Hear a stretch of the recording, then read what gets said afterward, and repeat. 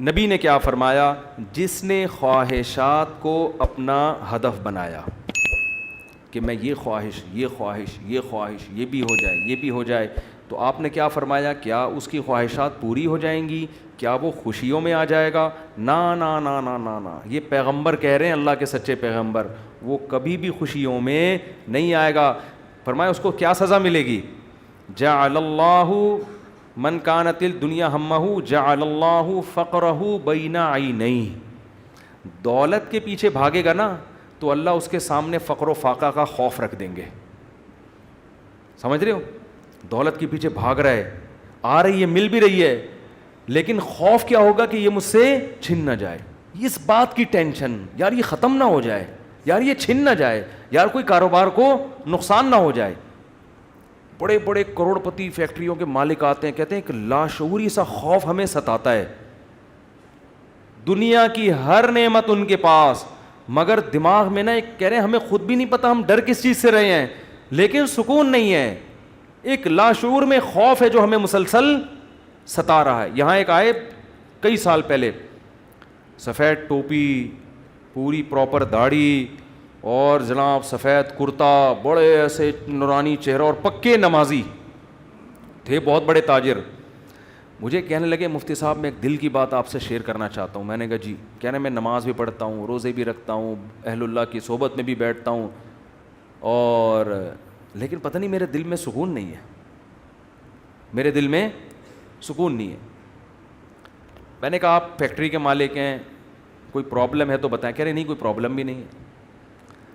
میں نے کہا آپ کے ساتھ بے سکونی پتہ ہے کیا ہے؟ میں جانتا ہوں آپ کی بے سکونی، آپ کو یہ ڈر ہے کہ اس فیکٹری کا کوئی نقصان نہ ہو جائے، جیسی زندگی ابھی ہے پتہ نہیں یہ ہمیشہ ویسی رہے گی بھی یا نہیں رہے گی۔ تو نماز تو آپ نے پڑھ لی، آپ نے زکاتیں بھی دے دیں، آپ نے روزے بھی رکھ لیے، لیکن یہ جو لاشعور میں خوف ہے نا، اس خوف کا کوئی ازالہ کرنے والا نہیں ہے، کیونکہ آپ کو پتہ ہے یہ شیورٹی، یہ گارنٹی کوئی بھی نہیں لے سکتا کہ تمہیں نقصان کبھی بھی نہیں ہو سکتا، کیونکہ آپ نے اپنی زندگی میں دیکھا ہے بڑے بڑے کاروبار چلتے ہوئے ٹھپ ہو جاتے ہیں، لوگ روڈ پہ آ جاتے ہیں۔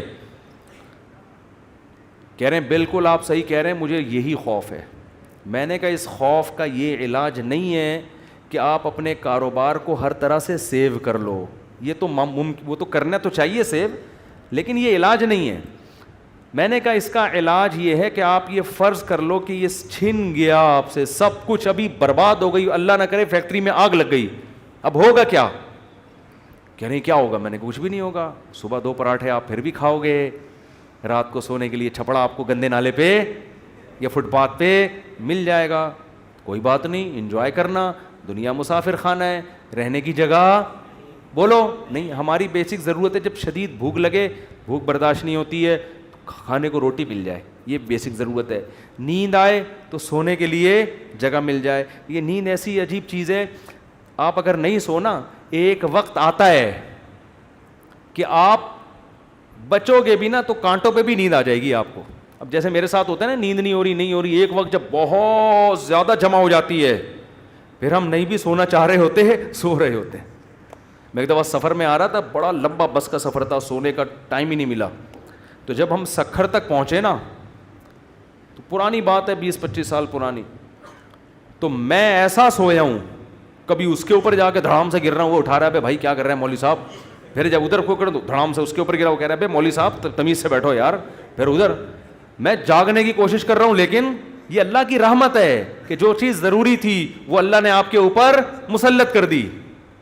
تو میں نے کہا نیند کا بھی کوئی ٹینشن لینے کی ضرورت نہیں ہے، سونے کی کہیں بھی جگہ نہ ہوئی نا آپ کو، اور جب گہری نیند آتی ہے نا، انسان پہ مسلط ہوتی ہے، بے شک نرم گدا نہ بھی ہو، سونے کا مزہ خاندانی آتا ہے۔ آدمی کہتا ہے کہیں سر ٹکانے کی، کوئی بندے سے کہتا ہے تو خالی ہاتھ یوں رکھ کے کھڑا ہو جا تھوڑی دیر کے لیے، کہیں سر ٹکانے کی ذرا سی جگہ مل جائے، ایسا مزہ آتا ہے سونے میں۔ وہ جو سبزی والا جو میرے پیسے لے کے بھاگا تھا نا، وہ ٹھیلے پہ سوتا تھا رات کو، وہ رات کو ٹھیلے پہ سوتا تھا، اس کو سکون تھا نا، اس کی سکون نہیں تھا اصل میں، وہ تھک اتنا جاتا تھا نا فراڈ کر کر کے ادھر سے پیسے، تو رات کو آ کے اب اس کو جگہ نہیں ملی، تو میں نے کئی دفعہ دیکھا ٹھیلے پہ سو رہا ہے وہ۔ مزدور لوگوں کو دیکھ لو نا آپ، جہاں جگہ ملے سو جاتے ہیں وہ۔ تو میں نے ان سے کہا کہ ٹینشن لینے کا نہیں ہے، آپ کی بیسک ضرورت نیند ہے، وہ آ جائے گی, کہیں بھی آ جائے گی, بیٹھے بیٹھے سو جاؤ گے. اور کھانے کی ضرورت, اتنا رزق اللہ انشاءاللہ آپ کو دے دے گا. اور شدید بھوک میں تو میرے بھائی دال میں بھی وہ مزہ آتا ہے جو ایک مالدار کو قورمے بریانی میں آتا ہے. شدید بھوک لگ رہی ہو نا, دال کھانے کا اپنا مزہ. میں نے کہا دال مل جائے گی. پھر کہنے لگے بیوی بچوں کا کیا ہوگا, جب اتنی غربت ہوگی, خطرہ ہوگا تو بھاگ جائیں گے. میں نے کہا جو خود سے بھاگے اسے بھاگنے دو. ٹھیک ہے نا, جو خود سے بھاگے اسے کوئی ٹینشن. مسافر خانہ ہے نا بھائی. نیک بیوی تو وہ ہوتی ہے جو آپ کی شریکہ حیات ہے. جب دولت تھی اس وقت بھی ساتھ, جب غربت تھی اس وقت بھی ساتھ. تو اگر غربت میں وہ بھاگ گئی, بولو اے اللہ اچھا ہوا تو نے زندگی میں ہی جان چھڑا دی. کیا خیال ہے بھائی؟ اور میں نے کہا جب دوبارہ پیسہ آئے تو پھر اس کو لے کے نہ ہو, بولو اب وہیں رہو. اب کیا کرنا ہے, وہیں رہو. غیرت مند آدمی تھوڑی ایسی چیزیں پالتا ہے لے کے. تو میں نے کہا بھاگتا بھاگتا کوئی ہے نہیں آج کل, لیکن اگر بھاگ گئی ٹینشن نہیں, مسافر خانہ ہے. ویسے بھی مر جاتے تو قبر میں دفنا کے آ جاتی وہ. تو کوئی ٹینشن نہ لو میرے بھائی, کسی چیز کی ٹینشن لینے کا بالکل بھی نہیں ہے. ہم مسافر خانہ ہے. ہماری فیکٹریوں کو اللہ نہ کرے آگ نہ بھی لگے تو بھی تو مرنا ہے نا. ارے فیکٹری تم نہیں مرے, فیکٹری مر گئی, یہ زیادہ اچھا ہے. اس سے بہتر کہ تم مر جاتے اور فیکٹری بچ جاتی. کوئی فرشتہ آئے اور کہے اللہ نے مجھے حکم دیا ہے اس کی فیکٹری کو آگ لگوا دو, لیکن اس کو آپشن دے دو کہ تو مرے تیری فیکٹری کو مار دیں. آدمی کہتا ہے بھائی مزدوروں سمیت مار دے اس پوری فیکٹری, مجھے بچا لو. یہی ہوگا نا, مجھے بچا لو. تو ان کو تھوڑا سکون ہے. میں نے کہا آپ کا مسئلہ یہ ہے کہ آپ نماز پڑھتے ہیں, علماء کے پاس بھی بیٹھتے ہیں, مگر آپ نے دل میں دنیا کی محبت کے گٹر ابل رہے ہیں آپ کے. ہمارے حضرت فرمایا کرتے تھے بہت سے لوگ ایسے ہیں, بڑی بڑی داڑیاں, تہجد گزار اور جناب بڑے ہر بات پہ درود شریف, لیکن دل میں دنیا کی محبت کے گٹر پالے ہوئے ابل رہے ہیں. یہ ایسے جیسے اللہ کی محبت کے چشمے ابلتے ہیں نا, تو دنیا کی محبت کے چشمے نہیں ابلتے, گندگی کے گٹر ہیں جو ابلتے ہیں. تو کہتے ہیں ان کے دل میں گندگی نہیں ہے, گندگی کے دنیا کی محبت کی جو ایک گٹر ہے نا, گٹر, وہ گٹر ابل رہے ہیں. جس کو یہ مثال سمجھ میں نہ آتی ہو, بارشوں میں ہماری گلی کو آگے دیکھ لیا کرے گٹر کیسے ابلتے ہیں, تو وہ پتہ چل جائے گا کہ یہ ہے جو گند نکلا ہوا ہے. اس گند کو نکالو. کیا کہا پیغمبر نے, ہود علیہ السلام نے اپنی قوم سے, صالح علیہ السلام نے اپنی قوم سے, تتخذون مصانع لعلکم تخلدون. اے میری قوم تم گھر اتنے مضبوط بناتے ہو جیسے تم نے ہمیشہ رہنا ہے. اتنا پیسہ ان دیواروں میں کیوں پھونک رہے ہو؟ حالانکہ وہ حلال پیسوں سے گھر بنا رہے تھے بھائی, حرام سے تھوڑی بنا رہے تھے, حرام سے نہیں بنا رہے. پھر بھی پیغمبر اعتراض کر رہے ہیں کہ موت کو بھول گئے ہو تم. اتنا سریا بنیادوں میں ڈالا جا رہا ہے, لوگ بتا رہے تھے ہم نے یہ سریا ڈالا. میں کہتا ہوں اپنی ہڈیوں میں تو کیلشیم ہے نہیں تمہارے, پہلے اپنی ہڈیوں میں سریا ڈالو بھائی. ہڈیاں بوسیدہ ہو رہی ہیں, کھوکھلی ہو رہی ہیں, اور مکان کی مضبوطی پہ انسان فخر کر رہا ہے. تو نکالو اس گٹر کو, ایسے جھٹک دو. ہمارے حضرت ایک ذکر بتایا کرتے تھے کہ رات کو نا تنہائی میں بیٹھ کے یہ ذکر کیا کریں. یہ ذکر حدیث سے ثابت نہیں ہے, صرف ٹریننگ کے لیے ہے, ٹریننگ کے لیے, اپنی اصلاح کے لیے. اس لیے اس کو سنت سمجھنا جائز نہیں ہے. وہ ذکر کرواتے تھے, بہت سے اکابر کرواتے ہیں یہ کہ لا الہ الا اللہ. لا الہ میں کیا کرنا ہے, گردن یہاں لے کے جانی ہے. لا الہ کوئی معبود نہیں, یہ تصور کر رہے ہیں دل سے اللہ کے علاوہ سب چیزیں نکل رہی ہیں, نکال کے باہر پھینک رہا ہوں. اس تصور کا نا بڑا اثر پڑتا ہے دل کے اوپر.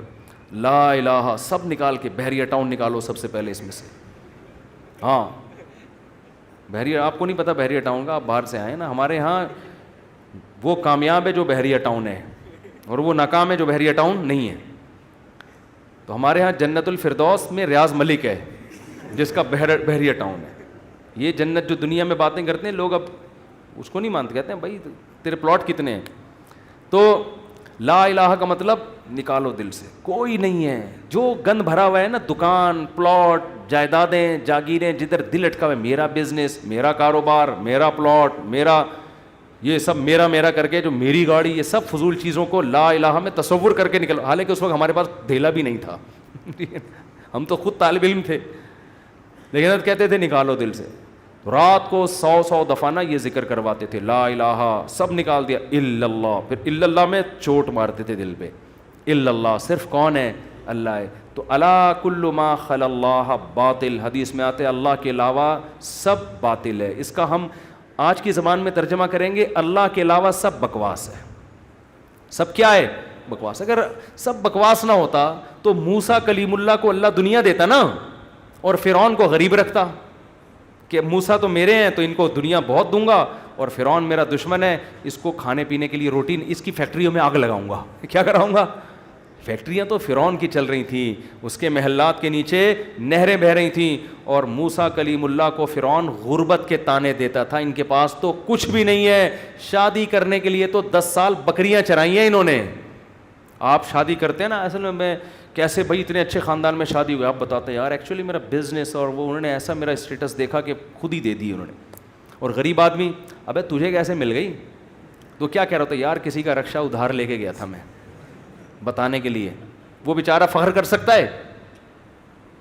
تو فرعون یہ طعنے دیتا ہے موسیٰ علیہ السلام کو کہ ام انا خیر من ھذا الذی ھوا مہین, میرے پاس دولت یہ غریب. تو اس سے پتہ چلتا ہے اللہ کے علاوہ اس دنیا میں سب کچھ کیا ہے؟ بکواس. ہمارے نبی کچرے کے ڈھیر پہ صحابہ کے ساتھ گئے, ایک مری ہوئی بکری کا بچہ, مری ہوئی بکری کا بچہ نہیں, بکری کا مرا ہوا بچہ, سمجھتے ہو؟ بکری کا مرا ہوا بچہ, مردار ہوتا ہے نا, بو آ رہی ہوتی ہے, پھول پھٹ رہا ہوتا ہے. آپ نے صحابہ سے فرمایا کوئی ہے جو اس کو کچھ درہم میں خریدے؟ صحابہ نے کہا یا رسول اللہ اس گند کو کون خریدے گا؟ آپ نے فرمایا اللہ کی نظر میں اس دنیا کی حیثیت اس سے بھی کم ہے. جو ہم اس کو لفٹ کرا رہے ہیں نا, میرا پلاٹ, میری گاڑی, چند اصل میں یہ سمجھ میں آتی نہیں ہے. آنکھ بند ہوگی تو سمجھ میں آ جائے گا یار کس چیز پہ میں نے محنت کی. تو دل سے دنیا کی محبت نکالو, اور یہ ذکر تنہائی میں اجتماعی نہ کرے, ایک بدعت نہ بن جائے. ہاں لاؤڈ اسپیکر کھول کے بھی مسجدوں میں ہو رہا ہے, ایک ٹوپی ڈرامے شروع ہو جاتے ہیں. ہر چیز کو نا لوگ انٹرٹینمنٹ کا ذریعہ بنا لیتے ہیں. اب یہ ذکر میں نے بتا دیا تو اب پتہ چلا مسجدوں میں پروگرام چلیں, آئیے ہمارے یہاں 3:05 پہ ذکر ہوگا, پھر ہاں ہو رونا دھونا کرنا کرانا کچھ بھی نہیں ہوتا. تو تنہائی میں بیٹھ کے اگر 100 دفعہ ایسے کر لیں نا, لا الہ ہلکی آواز کے ساتھ, لا الہ الا اللہ, لا الہ الا اللہ, لا الہ الا اللہ, آپ کئی دن تک کنٹینیو کریں گے, آپ کے دل کی کیفیت بدلنا شروع. پھر آپ کو لگے گا یار لا الہ کوئی نہیں ہے, سب بکواس ہے. پھر کوئی آپ سے آ کے کہے گا نا ابے بحریہ ٹاؤن, آپ کہو گے میں تو رات کو 100 دفعہ دل سے یہ بحریہ ٹاؤن نکالا ہے میں نے, تو کس بحریہ ٹاؤن کی بات کر رہا ہے؟ دنیا رکھو ضرور, ایسا نہ ہو کہ پلاٹ ہی بیچ دیں صبح اٹھ کے. 3 پلاٹ تھے بحریہ ٹاؤن میں بچوں کے لیے رکھے ہوئے تھے, لا الہ الا بحریہ ٹاؤن نکال کے صبح کا اٹھا کے دے دو کسی کو بس. تو اتنا کریں جتنا افورڈ کر سکتے ہیں. یہ تو ہمارے نبی نے تو رکھا ہی نہیں نا, لیکن ہمیں حکم ہے, ہم کمزور لوگ ہیں, رکھ لو. اگر اللہ نے وسائل دیے ہیں, دل نہ لگاؤ. دل لگانے کا کیا مطلب ہے؟ فیکٹری اس لڑکے نے رکھی تھی مگر دل میں بھی رکھی ہوئی تھی, تو میں نے کہا دل سے فیکٹری کو کیا کرو, نکال دو. جب نکالو گے تو کیا ہوگا؟ دل میں محبت ہے یا نہیں ہے, اس کی علامت ہے چھوٹ جانے پہ نقصان کتنا ہوتا ہے. دیکھو بہت سے لوگ اپنی بیوی سے کہتے ہیں میں تم سے بہت محبت کرتا ہوں, پتہ چلے گا مرنے پہ نقصان کتنا ہوتا, افسوس کتنا ہو رہا ہے آپ کو. رہتے تو سبھی میاں بیوی اکٹھے ہی ہیں نا, کیا خیال ہے؟ صبح وہ ناشتہ بنا کے دے گی, آپ کھا لو گے, آپ کے بچوں کو, سب ایک محبت سے ہنسی خوشی زندگی گزر رہی ہے. اس سے تھوڑی پتہ چلتا ہے کہ آپ کو اس سے محبت بھی ہے یا نہیں ہے. اگر وہ مر جائے, اس کو کینسر ہو جائے, آپ کے دل میں آئے کہ چلو یار, بعض نہ اوپر سے ڈاکٹر صاحب بس بہت ٹینشن میں ہو, اندر سے یار خود سے جا رہی ہے, جانے دو. جیسے ایک 2 نمبر مولوی صاحب تھے بدعتی, وہ تقریر کرتے تھے چوری حرام چوری حرام چوری حرام. ایک دن ان کے گھر میں کھانا نہیں, تو ان کی بیوی نے کہا کیا کروں بھائی؟ انہوں نے کہا پڑوسیوں کی مرغی چوری کر لو. تو انہوں نے کہا بھائی پڑوسیوں کے آپ تو خود چوری کے خلاف بیان کرتے ہیں. اس نے کہا بھائی ہم شوربے سے لگا کے کھا لیں گے, بوٹیاں, چوری کی تو بوٹیاں ہوں گی نا, بوٹیاں نہیں کھائیں گے ہم.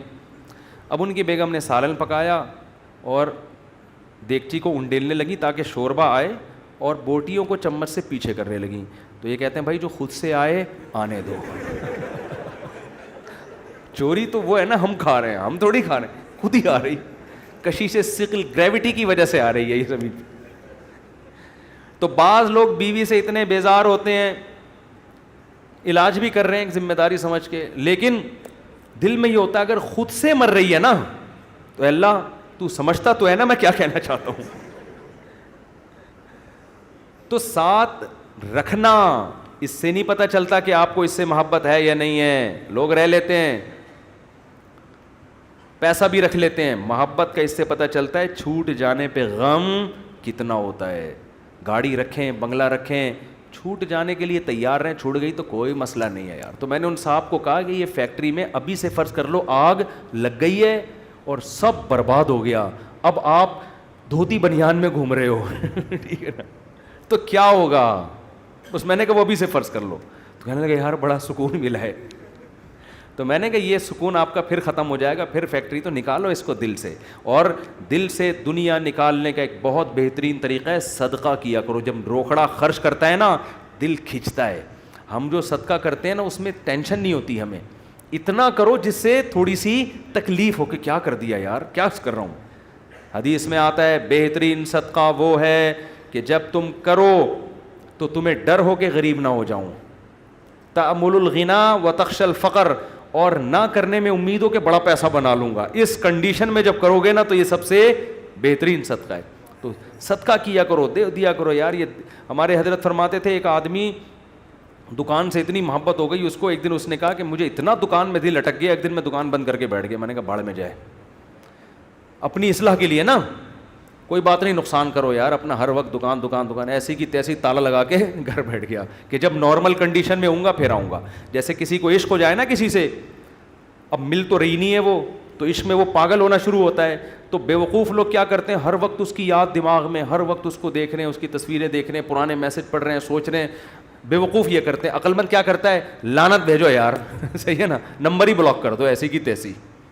اور جب یہ کیفیات ختم ہو جائیں گی پھر دیکھوں گا شادی ہو گئی نہیں ہوگی، دوبارہ ٹرائی کر کے کوشش کروں گا. پاکستانی چھوڑتا تو ہے نہیں، کہتے پھر 1 سال بعد دوبارہ ٹرائی کریں گے ہم. تو عقل مندی کا تقاضا ہے. تو جلدی سے بس حدیث مکمل کر دوں.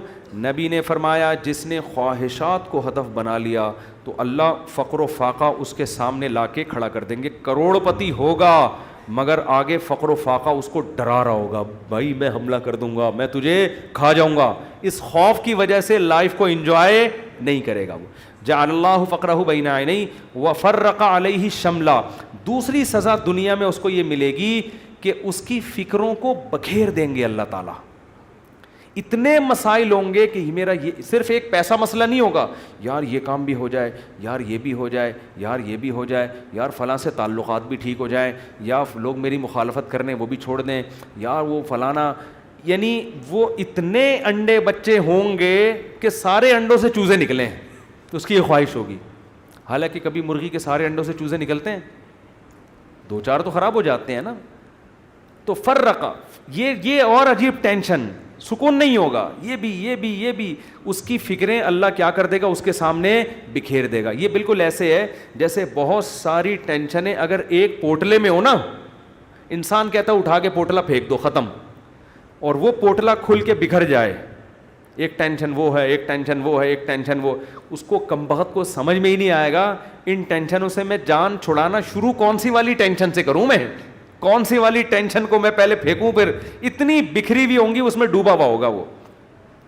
اور آگے آپ نے فرمایا اتتہ ولم یاتہ من الدنیا الا ما قدر له. یہ سارے کام دنیا کے لیے کر رہا تھا نا، وہ 2 بکھیڑے پال لیے اس نے، دنیا کے لیے سب کچھ کر رہا تھا، اور اس کی 2 سزائیں تو اللہ فوراً دے دے گا، فقر و فاقے کا خوف اور ٹینشنوں کو بکھیر دے گا.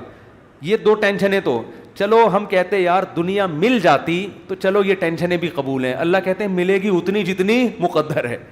نبی نے فرمایا ملے گی اتنی نہیں جتنی اس کی چاہت ہے، اتنی جتنی اللہ نے لکھی ہوئی ہے. اگر یہ زیادہ کی کوشش کرے گا تو ہو سکتا ہے دھیلا بھی نہ ملے، اور ہو سکتا ہے ڈبل مل جائے. تو یہ بھی اس کی چاہت پہ نہیں ہے، یہ کس کی چاہت پہ ہے؟ اللہ کی. تو یقینی پھر بھی نہیں ہے وہ. پھر میں چٹکلا سنا دوں نا، یقینی پھر بھی نہیں ہے. ایک آدمی کو بیوی اچھی نہیں لگتی تھی، بیچاری نے ہر طرح سے کوشش کر لی کہ میں اپنے میاں کو اچھی لگوں، اچھی پھر بھی نہیں لگ رہی اس کو.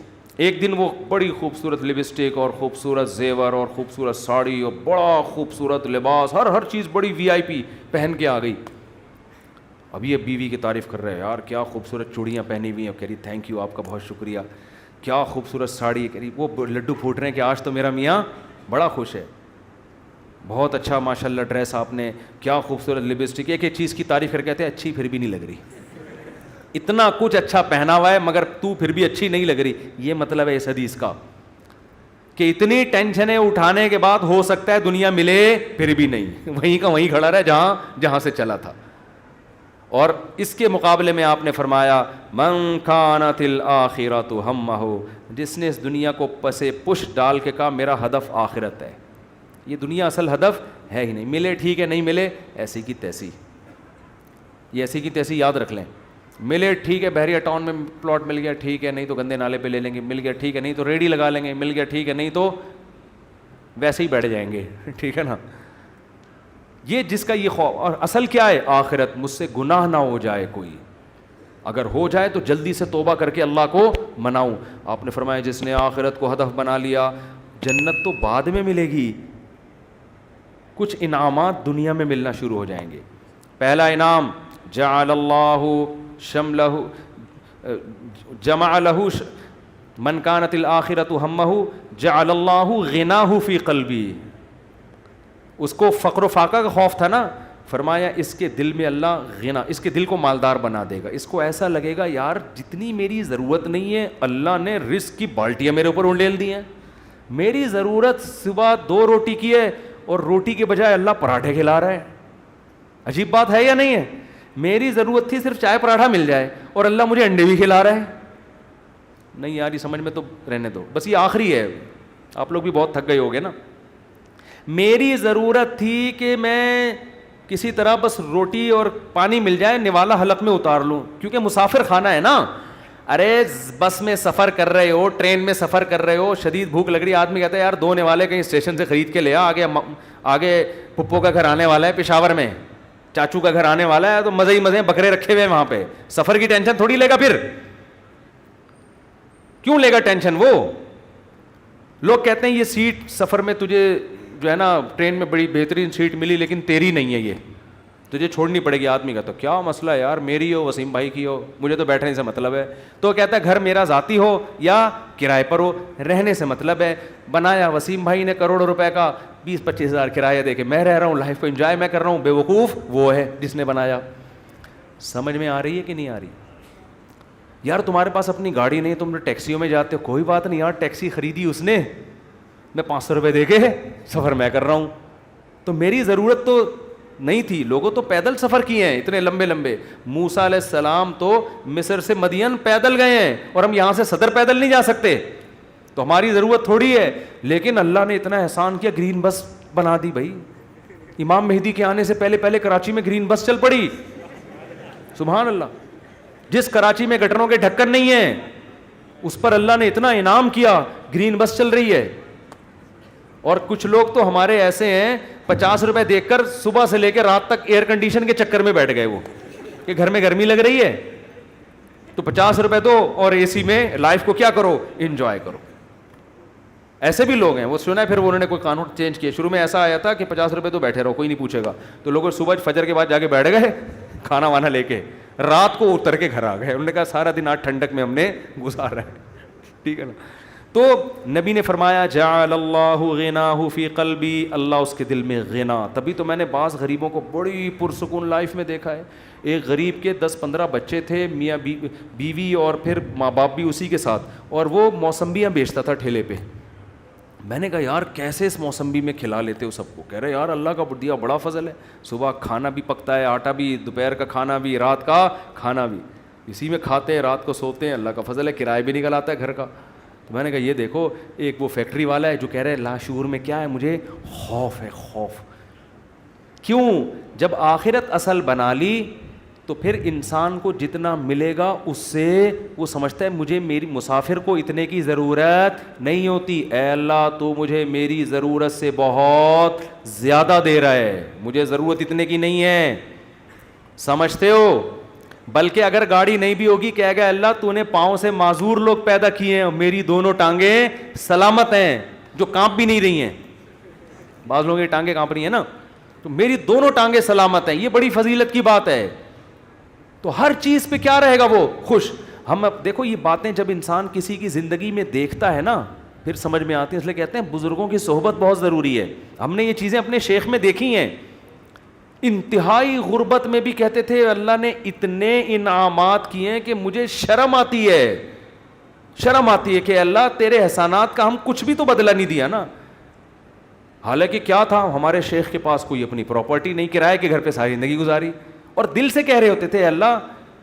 اور کبھی کوئی پریشانیاں ماضی کے بیان بھی کرتے نا تو وہ کہتے میں صرف آپ کو سبق دینے کے لیے بتا رہا ہوں, ورنہ وہ بیان کرتے ہوئے مجھے شرم اتنی آ رہی ہے کہ اللہ کہے گا 2-4 پریشانیاں میں نے تجھے زندگی میں کیا دی اور تو لوگوں کے سامنے گاتا پھر رہا ہے. شرم آتی تھی ان کو. ہمارے یہاں زندہ رہنے کا کتنا شوق ہے نا لوگوں کو, بڑی عمر. حضرت کہتے جب میں 63 سال کا ہو گیا تو مجھے تو اب شرم آنے لگی, یار میں ابھی بھی میں زندہ ہوں, کتنے لوگ دنیا سے چلے گئے. اب ایسا نہ ہو کسی بوڑھے کو جا کے آپ کہیں کہ آپ کو شرم آنی چاہیے, یہ تو بھائی بدتمیزی کی بات ہوگی. بوڑھوں کے لیے دعا کریں اللہ ان کو اور زیادہ لمبی عمر دے, کیونکہ جب آپ 63 کے ہو گے آپ کو شرم ورم نہیں آئے گی, آپ کہوگے یار کسی طرح بچ جاؤں میں, اور کوشش بھی کرو ان کو بچانے کی. کیونکہ بعض بیوقوف ہوتے ہیں. ہمارے ایک رشتہ دار ہیں جا کے ہمارے نانا سے بول دیا کہ اتنی لمبی عمر سے اللہ نے پناہ مانگی ہے, وہ 99 سال کے ہو گئے تھے. تو ہم نے کہا بھائی کم بخت یہ ان کے سامنے کہنے کا تھوڑی ہے, اتنی لمبی عمر سے اللہ نے پناہ مانگی ہے. تو جعل اللہ غناہ فی قلبی, اللہ اس کی طبیعت میں کیا پیدا کر دے گا غنا. جب ملے گا لوگوں سے, لوگ کہیں گے اپنا گھر ابھی تک نہیں بنایا, کہہ رہے یار بنایا تو وسیم بھائی نے تھا, رہ کون رہا ہے, میں ایسا انجوائے کر رہا ہوں. نل کے توڑو, دیواروں کو نیلا پیلا کرو, کرایہ دار جو واٹ لگاتے ہیں, بچوں نے وائٹ بورڈ بنایا ہوتا ہے دیواروں کو, کیلیں ٹھوکو اس میں ایسی کی تیسی کر کے, جب زیادہ غصہ آئے وہ نکال دے تو نکل کے دوسرا لے لو, کرائے پہ تو ہر جگہ گھر مل جاتے ہیں. تو وہ خوش رہے گا, خوش. اور آپ نے دوسرا انعام کیا بتایا, جعل اللہ غناہ فی قلبی وجمع له شملا, ساری ٹینشنیں اللہ جمع کر کے ایک پوٹلے میں بند کر دیں گے, اس کو بتا دیں گے تیری یہ 2-4 ٹینشنیں, اس سے زیادہ دنیا کے غم بھی اس کے 2-4 ہی ہوں گے, اس سے زیادہ نہیں ہوں گے. ایک کمارے کو غم ہوگا جو میرا بیان سنتا ہے میری شادی ہو جائے, بس ٹوٹل غم, ٹوٹل پوٹلے میں یہ 2-4 ہی غم ہیں اس کے. دنیا دار آدمی کے غم ایک تو بہت بڑا پوٹلا ہے اور وہ بھی کیا ہے, بکھرا ہوا ہے, اور اس کے 2-4 اگر ہوں گی بھی تو وہ ایک پوٹلے میں جمع لہو, اللہ اس کو کیا کر دے گا, جمع. یار بس ابا بیمار ہیں اور کوئی خواہش نہیں ہے, ابا ٹھیک ہو جائیں. خواہشات کیا ہو جاتی ہیں, محدود, زیادہ لمبی چوڑی خواہشات ہیں ہی نہیں دنیا میں, مسافر خانہ ہے بھائی. وجمع له شملا, اور آپ نے فرمایا وآتته الدنیا وہی راغمہ, پہلے والے کی حالت کیا تھی, سب کچھ کر لیا اچھی پھر بھی نہیں لگ رہی, وہی تھا نا, ملا پھر بھی نہیں. فرمایا اس کے پیچھے دنیا آئے گی, ناک رگڑتے ہوئے ذلیل ہو کے آئے گی, یہ دنیا کو لفٹ نہیں کرائے گا. اس حدیث کا مطلب سمجھنا ہے نا, اہل اللہ کی زندگیاں دیکھو, ہم نے دیکھی ہیں. ایسے رزق کے دروازے کھلتے تھے ان کو. ہمارے حضرت کے پاس جب نوٹوں کی گڈیاں آتی تھی نا, جب رزق کے دروازے کھلے, حضرت سے گنا نہیں جاتا تھا, کیونکہ حضرت کا ٹائم بڑا قیمتی تھا. گنتے تھے یار یہ کیا مسئلہ ہے یار, کئی دفعہ نا 2-3 نوٹ گن لیتے تھے, پھر کہتے تھے بس وہ دے دینا جتنے بھی ہیں. اور آپ کے پاس آئے, بیٹھ کے یوں کر کے نا 6 دفعہ تھوک لگا کے, یار یہ پھر لائٹ میں دیکھ رہا ہے. ہمارے محلے میں ایک بندہ رہتا تھا, کوئی اس کو جانتا نہیں ہے, بہت پرانی بات ہے اس لیے غیبت نہیں آئی. وہ اتنا کنجوس دکاندار تھا, اس کا نام بنیا رکھا ہوا تھا لڑکوں نے. اس وقت چونی اٹھنی بھی چلتی تھی, چونی چارہ نے نا 1 روپے کا 1/4. ہمیں یاد ہے ہم کوئی چیز خریدنے آتے نا چونی, تو وہ چارہ نے کو نا یوں کر کے دیکھ رہا ہوتا تھا کہ نقلی تو نہیں ہے. ابے چارہ نے کہاں سے کوئی نقلی چھاپے گا یار, اتنا دیکھ رہا ہوتا تھا یوں کر کے نا اس کو. اس کا نام لڑکوں نے رکھ دیا تھا بنیا, ٹھیک ہے نا. تو ایسا دل میں ہوس, ایسی ہوس, گن رہے ہیں بیٹھ کے بار بار. تو ہم نے دیکھا ہے, تو نبی نے فرمایا آتتہ الدنیا, دنیا اس کے پاس آئے گی, اور یہ استغنا کے ساتھ, وہی راغمہ, یہ دنیا کے پیچھے ناک نہیں رگڑے گا, دنیا اس کے پیچھے ناک رگڑے گی, ذلیل ہو کے آئے گی اس کے پاس, اور یہ لفٹ نہیں کرائے گا, محبت نہیں دے گا اس کو.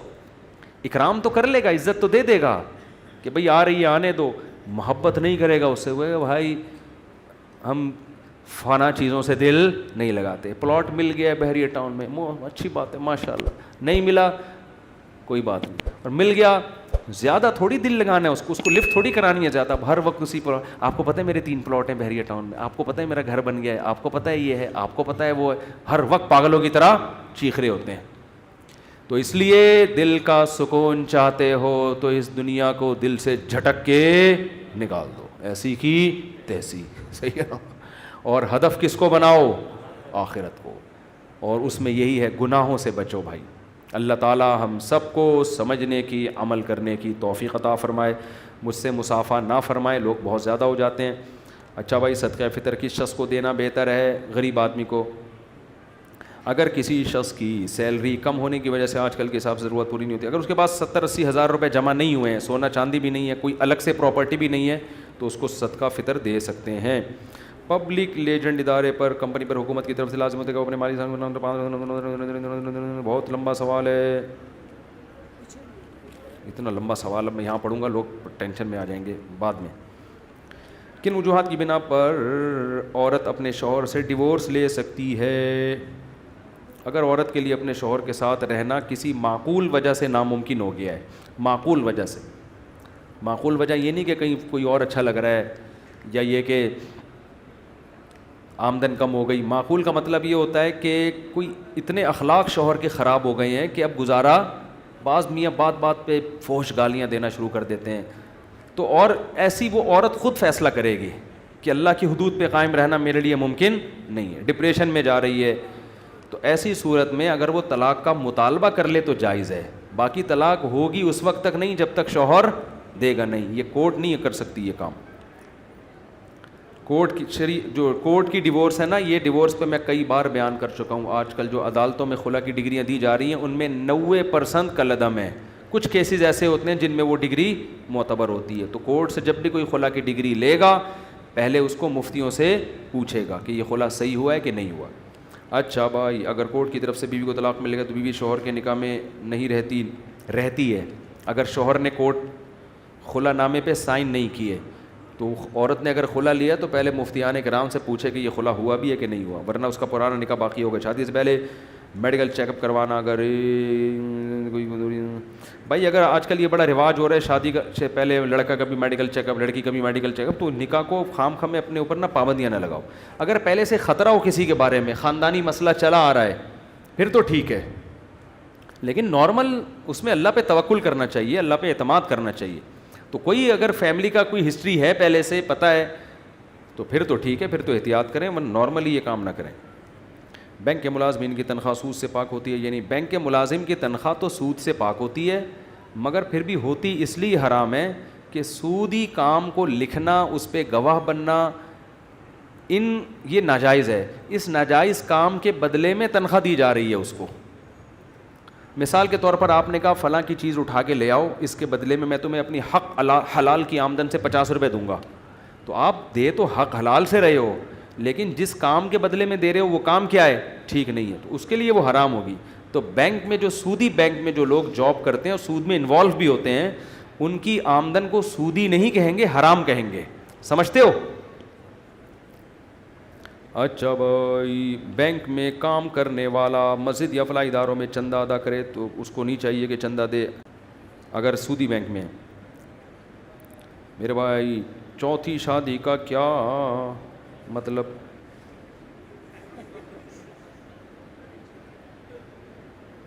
انہوں نے کوئی اپنا پرسنل مسئلہ ہے, یہ کوئی پرسنل ہے بیچارہ, کوئی اس کو کوئی مل نہیں رہی. میں صدقہ اور زکوٰۃ دونوں دیتا ہوں, کیا صدقہ کم کر کے زکوٰۃ میں, بعد میں پڑھوں گا, اتنا لمبا چوڑا خط ہے کیا لکھا ہوا ہے, کیا صدقہ کم کر کے زکوٰۃ دے دیا کروں؟ جی ہاں, زکوٰۃ صدقے میں زکوٰۃ کی نیت کر لیں احتیاطاً, تاکہ کوئی کمی بیشی ہوئی ہو تو وہ پوری ہو جائے. فطرہ دوبارہ دینا ہے, پہلے کشمکش سے, اچھا کشمش سے کم دیا تھا, کشمش سے دیا تھا, اب کسی اور چیز سے دے دوں؟ سبحان اللہ, 6 دفعہ دے دیں آپ, 1 دفعہ دینا فرض ہے, باقی دیتے چلے جائیں. ہر مہینے میں صدقہ نکالتا ہوں, کیا یہ صدقہ ان مدرسے کے محتمم کو بھی دے سکتا ہوں جن سے مجھے دنیاوی فائدہ بھی ہو؟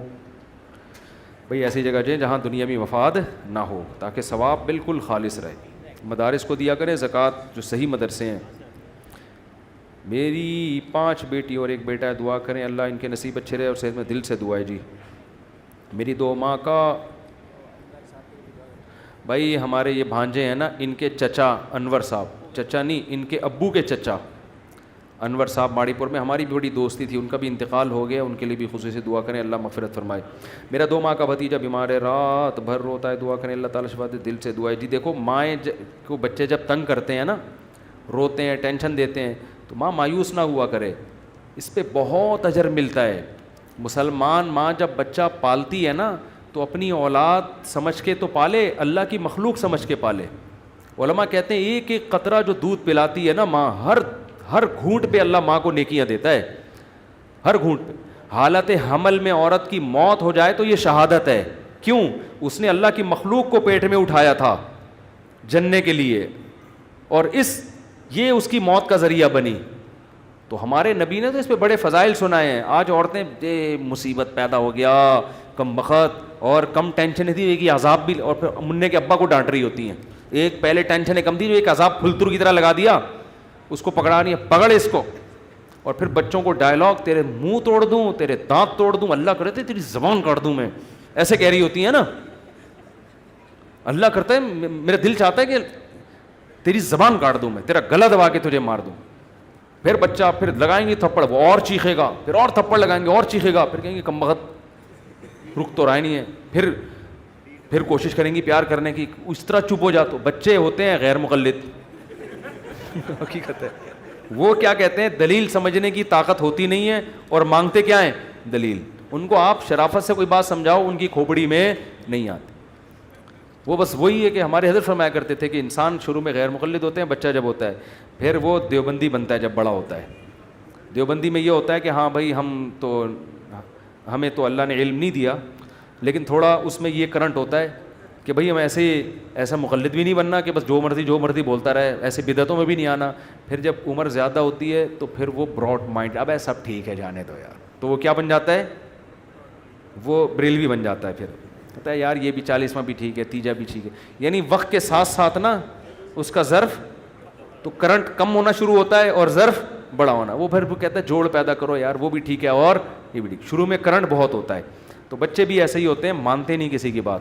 تو ماؤں کو چاہیے، یہ جو بچوں کی ٹینشن ہے یہ ثواب کی چیز ہے، اللہ آپ کے گناہ معاف کر رہا ہے۔ بچے نمازوں میں تنگ کرتے ہیں، نماز نہیں پڑھنے دیتے۔ مجھے یاد ہے ہماری چھوٹی بچی، ہم نے افطاری کا دسترخوان لگایا، میرے گھر والوں نے پورا دسترخوان بچھا کے شربت مربت لا کے پورا تمیز سے، بچی اس میں فروٹ چاٹ میں بیٹھ گئی۔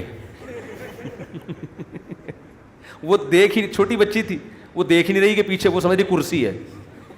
اب ماؤں کو تو غصہ آتا ہے نا، ہمیں ہنسی آتی ہے، ہمیں تو بچوں فروٹ چاٹ میں وہ مزہ نہیں ہے جو بچوں کی ایسی حرکتوں میں مزہ ہے۔ لیکن عورتیں کہتی ہیں مرد پالتے نہیں ہیں نا، ان کو یار ہے، جب پال کے دیکھو تو پتہ چلے گا۔ تو لیکن جو ٹینشن بچے دیتے ہیں بھائی، اس ٹینشن میں ثواب ملتا ہے، گناہ معاف ہوتے ہیں۔ نماز میں تنگ کر رہے ہیں، پڑھتے رہے نماز، ان کو گھومنے دیں دائیں بائیں، جو مرضی کر رہے ہیں کرنے دیں۔ تو چھوٹے کل ہماری وہ چھوٹی بچی نہیں چھٹانکی، جس کی میں نے زیارت کرائی تھی، اذان ہوئی فجر کی، ایک دم اس نے ہاتھ اٹھا لیا نا، ایسا اچھا لگ رہا ہوتا ہے۔